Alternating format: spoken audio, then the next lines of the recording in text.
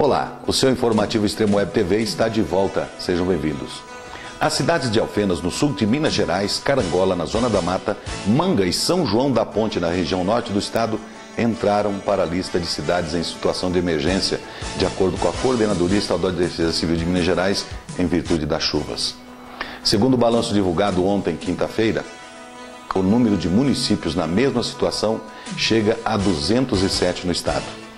Desde outubro do ano passado, início do período chuvoso, os temporais atingiram cerca de 3,5 milhões de pessoas em todo o estado, deixando 101.264 desalojadas e 8.591 desabrigados. Segundo a assessoria de imprensa da Defesa Civil, com a redução da chuva, quase a totalidade dos desalojados já puderam retornar às suas casas. Ao todo, 252 municípios foram afetados de alguma forma pelas chuvas. Além dos prejuízos materiais, a chuva causou 18 mortes em Minas e deixou 186 pessoas feridas. O acesso às cidades também ficou comprometido por causa da queda de barreiras e da destruição de pontes.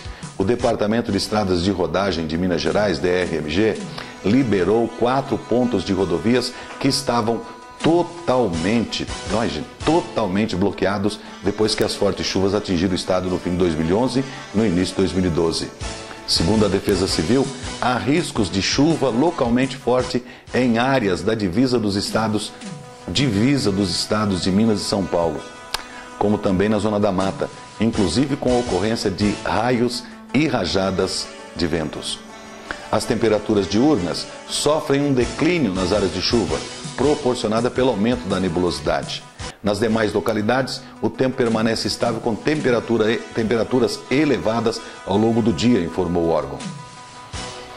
Embora a administração municipal tenha informado que os prejuízos materiais em decorrência da chuva da última terça-feira, dia 17, em Bragança Paulista, tenham sido mínimos, o empresário Rogério Rodrigues Sobrinho reclama que ainda não conseguiu mensurar o quanto a enchente do Ribeirão do Lava Pés o prejudicou. Segundo ele, a loja de lustres que mantém em funcionamento a Avenida José Gomes da Rocha Leal foi invadida por uma coluna d'água e lama de aproximadamente 80 centímetros. O movimento da água dentro da loja fez tombar até o compressor de ar, que precisa de 6 homens para levantá-lo. Acrescente aqui o fato de que todos os materiais que estavam próximos ou no chão foram danificados. Precisarei de no mínimo 7 dias para limpar tudo, disse. A administração municipal adiantou na manhã desta sexta-feira, 20, que editará nos próximos dias um decreto para desapropriar os imóveis do quarteirão entre a Travessa São Luís e a Rua Doutor Tosta, no centro e às margens do Ribeirão do Lava Pés, área já condenada pelas enchentes de 2010. Com o decreto publicado, a administração pretende contratar a avaliação dos imóveis condenados, depositar o valor na Justiça e seguir a recomendação do Instituto de Pesquisas Tecnológicas, que é demolir os imóveis, limpar o canal do Ribeirão e implantar uma área jardinada com maior poder de absorção das águas das chuvas. O local é apontado pelos especialistas do IPT e do Instituto Geológico do Estado de São Paulo como um ponto de estrangulamento do Ribeirão que precisa ser desobstruído. A colaboração do Bragança Jornal Diário. Os usuários da rodovia Fernão Dias, a BR-381, precisam ficar atentos na próxima semana, pois o tráfego na rodovia ficará complicado a partir de segunda-feira, dia 30 de janeiro. Segundo informações da assessoria de imprensa da concessionária Autopista Fernão Dias, haverá interdição de parte da pista para obras. O viaduto sobre a rodovia Fernão Dias, no quilômetro 67, que é a região de Mairiporã, será temporariamente fechado para obras. No local, será construída uma nova galeria pluvial com o objetivo de melhorar a drenagem da rodovia. A primeira fase das obras tem previsão de conclusão em 40 dias. Em seguida, o tráfego será parcialmente liberado e será realizada a segunda etapa das intervenções com os serviços de pavimentação. O local estará devidamente sinalizado, com apoio da Polícia Rodoviária Federal, explica a assessoria. Como alternativa, a concessionária indica aos motoristas que se dirigem a Mairiporã que sigam pela pista sentido São Paulo e façam o retorno no quilômetro 72 de acordo com a sinalização. A concessionária orienta também para que os usuários da rodovia dobrem atenção e respeitem a sinalização ao trafegarem pelo local. Maiores informações sobre obras podem ser obtidas pelo telefone 0800 283 0381. 0381, por sinal, é o código da rodovia. 0800 283 0381. 6 homens armados e encapuçados invadiram um mosteiro na madrugada desta quinta-feira, dia 26, em Jacareí, no interior de São Paulo, e fizeram freiras e o padre Antônio Maria reféns. As vítimas foram amarradas. De acordo com a polícia militar, os criminosos recolheram aparelhos eletrônicos como uma televisão e um aparelho de som, celulares e uma quantia em dinheiro não especificada. Eles fugiram em 2 veículos do mosteiro. Um dos criminosos que invadiu o mosteiro e fez o padre Antônio Maria refém junto com freiras e jovens, perguntou se ele será perdoado por Deus. A conversa foi relatada ao G1 pelo padre Antônio Maria na tarde de ontem, quinta-feira. Eu estava sozinho com um dos rapazes e ele me desamarrou.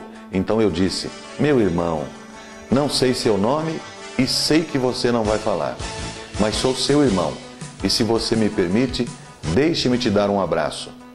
E ele disse: sim, padre. Fomos um de encontro ao outro. E nesse abraço, que foi de verdade, ele disse: padre, será que Deus me perdoa? Aí eu disse a ele: filho, claro que Deus te perdoa.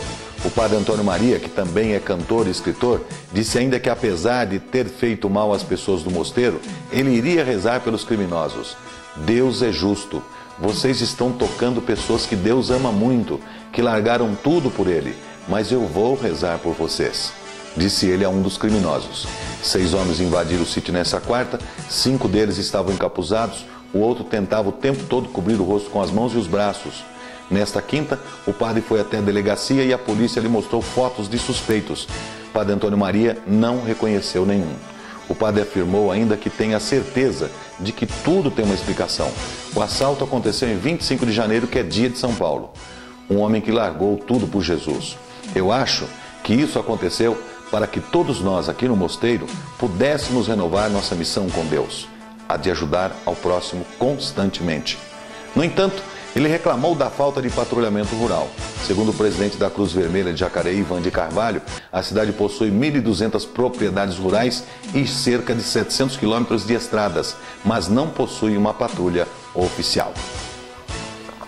A Prefeitura de Extrema, no ano de 2011, arrecadou cerca de R$ 49.939.012,52 e teve uma despesa de R$ 45.970.078,24. Isto dá uma sobra em caixa de R$ 3.968.934,28. Sobrou dinheiro. Dados recolhidos no site www.extrema.mg.gov.br. Na página tem contas públicas, é só clicar, que lá você encontra diversos links: receita prevista, despesa fixada, tributos arrecadados, receita arrecadada, despesas realizadas, demonstrativo de receita, demonstrativo de balanço orçamentário, contratos e compras.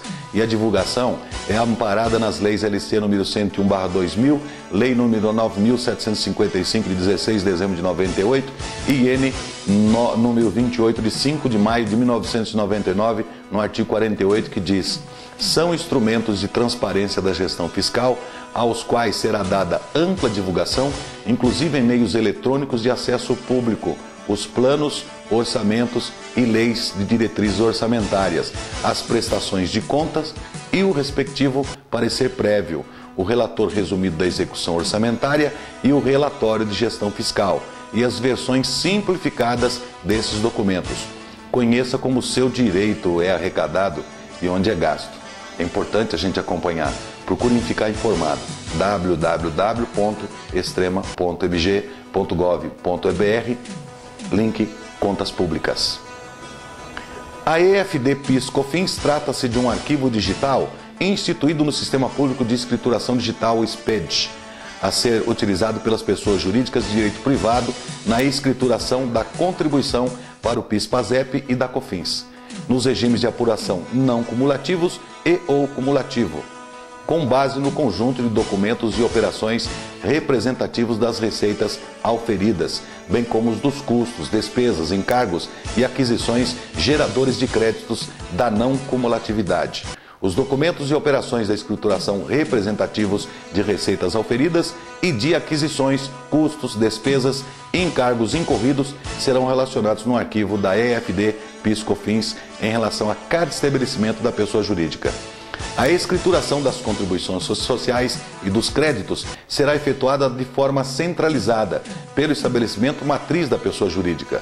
O arquivo da EFD PIS/COFINS deverá ser validado, assinado digitalmente e transmitido via internet ao ambiente SPID até o 5º dia útil do 2º mês subsequente a que se refira a escrituração, inclusive nos casos extinção, incorporação, fusão e cisão total ou parcial.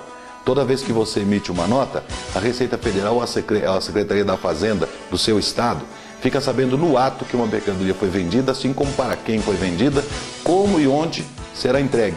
O mesmo acontecendo com uma nota de prestação de serviços em sua cidade. O governo brasileiro tem investido pesado na modernização para evitar fraudes, sonegação e a corrupção da auditoria fiscal está decretando o fim do infame jeitinho ou quebra. Então não se esqueça, se você ou sua empresa se encaixa nas normas, o SPID PIS/COFINS referente a janeiro de 2012 terá de ser entregue até 7 de fevereiro de 2012. Feito? O informativo Extremo Web TV volta já já. Aguarde, fica por aí que hoje tá bom.